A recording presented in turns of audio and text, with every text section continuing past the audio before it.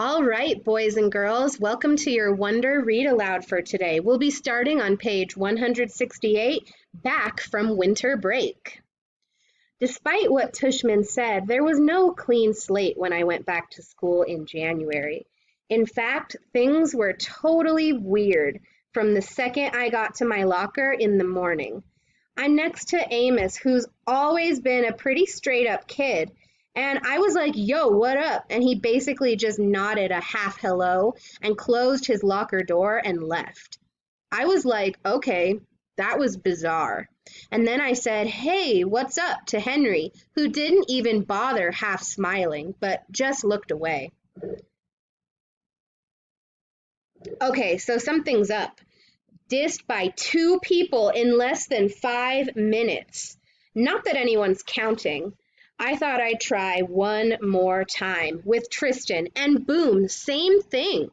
He actually looked nervous, like he was afraid of talking to me. I've got a form of the plague now, is what I thought. This is Julian's payback. And that's pretty much how it went all morning. Nobody talked to me. Not true. The girls were totally normal with me, and August talked to me, of course. And actually, I have to say, both Maxes said hello, which made me feel kind of bad for never ever hanging out with them in the 5 years I've been in their class. I hoped lunch would be better, but it wasn't. I sat down at my usual table with Luca and Isaiah. I guess I thought since they weren't in the super popular group, but were kind of middle of the road jock kids, that I'd be safe with them. But they barely nodded when I said hello. Then our table was called. They got their lunches and never came back. I saw them find a table way over at the other end of the cafeteria. They weren't at Julian's table, but they were near him, like on the fringe of popularity. So anyway, I'd been ditched. I knew table switching was something that happened in the 5th grade, but I never thought it would happen to me. It felt really awful being at the table by myself. I felt like everyone was watching me. It also made me feel like I had no friends. I decided to skip lunch and go read in the library. The war. It was Charlotte who had the inside scoop on why everyone was dissing me. I found a note inside my locker at the end of the day. Meet me in room 301 right after school. Come by yourself, Charlotte. She was already inside the room when I walked in. Sup, I said. Hey, she said. She went over to the door and looked left and right and then closed the door and locked it from the inside. Then she turned to face me and started biting her nail as she talked. Look, I feel bad about what's happening, what's going on, and I just wanted to tell you what I know. Promise you won't tell anyone that I talked to you? Promise. So Julian had this huge holiday party over winter break, she said. I mean huge. My sister's friend had her Sweet 16 at the same place last year. There were like 200 people there, so I mean, it's a huge place. Yeah, and? Yeah, and? Well, pretty much everybody in the whole grade was there. Not everybody, I joked. Right, not everybody, duh. But like, even parents were there, Like my parents were there. Julian's mom is the vice president of the school board, right? She knows a lot of people. Anyway, so basically what happened at the party was that Julian went around telling everyone that you punched him because you had emotional problems. What? And that you would have gotten expelled, but his parents begged the school not to expel you. What? And that none of it would have happened in the first place if Tushman hadn't forced you to be friends with Augie. He said his mom thinks that you, quote unquote, snapped under the pressure. I couldn't believe what I was hearing. No one bought into that, right? I said. She shrugged. That's not even the point. The point is he's really popular. And, my mom heard that his mom is actually pushing the school to review Augie's application to Beecher. Can she do that? It's about Beecher not being an inclusion school. That's a type of school that mixes normal kids with special needs. That's just stupid. Augie doesn't have special needs. Yeah, but she's saying that if the school is changing the way they usually do things in some ways, but they're not changing anything. Yeah, they did. Didn't you notice how they changed the theme of the New Year art show? In past years, fifth graders painted self-portraits, but this year they made us do those ridiculous self-portraits as animals. Remember? So, big freaking deal. I know, I'm not saying I agree. I'm just saying that's what she's saying. I know. This is just so messed up. I know. Anyway, Julian said that he thinks being friends with Augie is bringing you down, and that for your own good, you need to stop hanging out with him so much. And uh, if you start losing all your old friends, it'll be like a big wake-up call. So basically, for your own good, he's going to stop being your friend completely. Newsflash, I stopped being his friend completely first. Yeah, but he's convinced all the boys to stop being your friend for your own good. So that's why nobody's talking to you. You're talking to me. Yeah, well, this is more of a boy thing, she explained. The girls are staying neutral, except Savannah's group, because they're going out with Julian's group. But to everybody else, this is really a boy war. I nodded. She tilted her head to one side and pouted like she felt sorry for me. Is it okay that I told you all this? She said. Yeah, of course. I don't care who talks to me or not, I lied. This is all just so dumb. She nodded. Hey, does Augie know any of this? Of course not. At least, not from me. And Summer? I don't think so. Look, I better go. Just so you know, my mom thinks Julian's mom is a total idiot. She said she thinks people like her are more concerned about what their kids' class pictures look like than doing the right thing. You heard about the photoshopping, right? Yeah, that was just sick. Totally, she answered, nodding.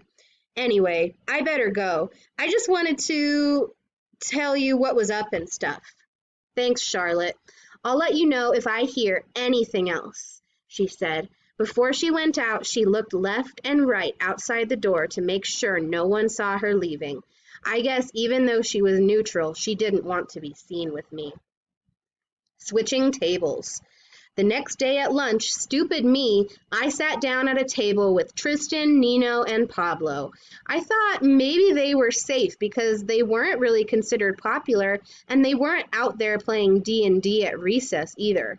They were sort of in-betweeners, and at first I thought I scored because they were basically too nice to not acknowledge my presence when I walked over to the table. They all said, hey, though I could tell they looked at each other. But then the same thing happened that happened yesterday. Our lunch table was called, they got their food, and then headed toward a new table on the other side of the cafeteria. Unfortunately, Mrs. G, who was the lunch teacher that day, saw what happened and chased after them. That's not allowed, boys, she scolded them loudly.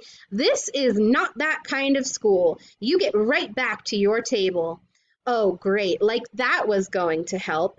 Before they could be forced to sit back down at the table, I got up with my tray and walked away really fast.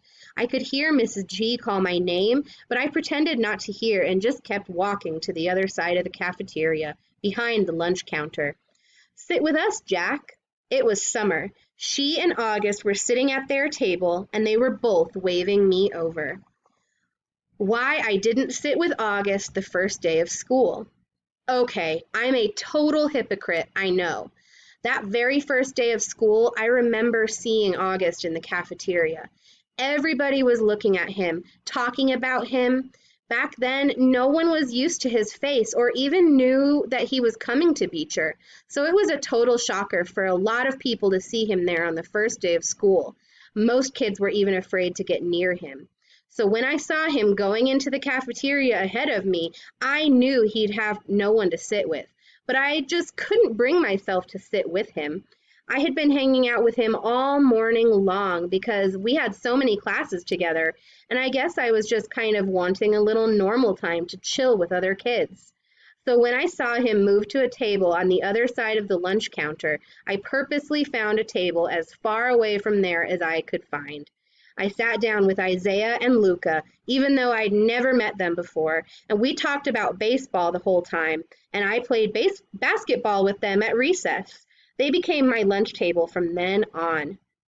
I heard Summer had sat down with August, which surprised me because I knew for a fact she wasn't one of the kids that Tushman had talked to about being friends with Augie.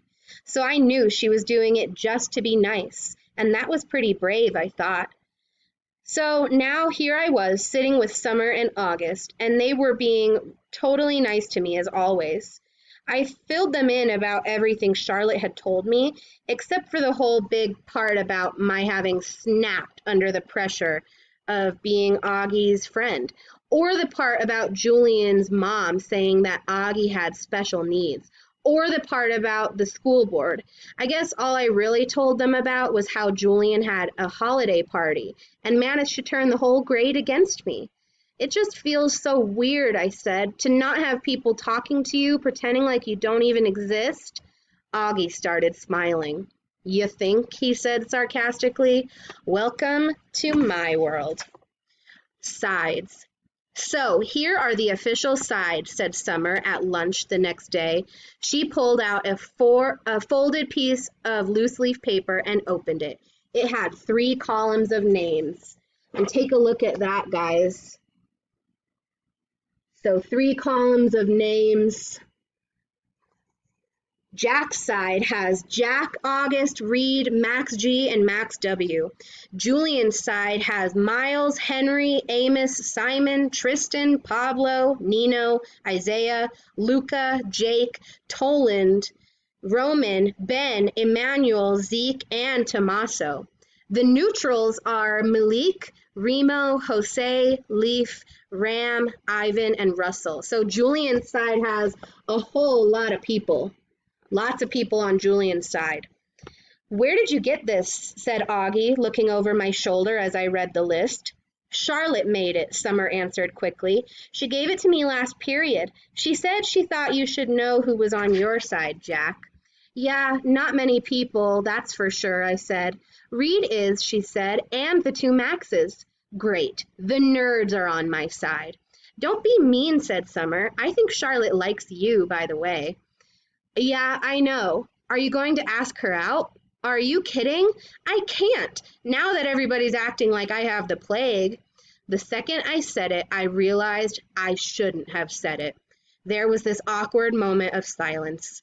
I looked at Augie. It's okay, he said. I knew about that. Sorry, dude, I said. I didn't know they called it the plague, though, he said. I figured it was more like the cheese touch or something. Oh, yeah, like in Diary of a Wimpy Kid, I nodded. The plague actually sounds cooler, he joked, like someone could catch the Black Death of ugliness. As he said this, he made air quotes.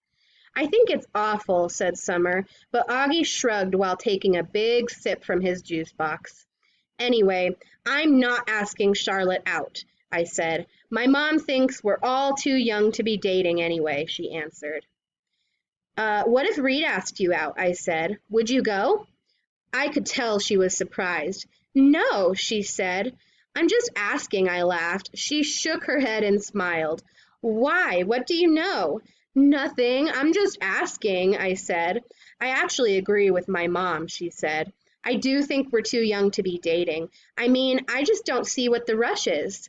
Yeah, I agree, said August, which is kind of a shame, you know, what with all those babes who keep throwing themselves at me and stuff. He said this in such a funny way that the milk I was drinking came out of my nose when I laughed, which made us all totally crack up.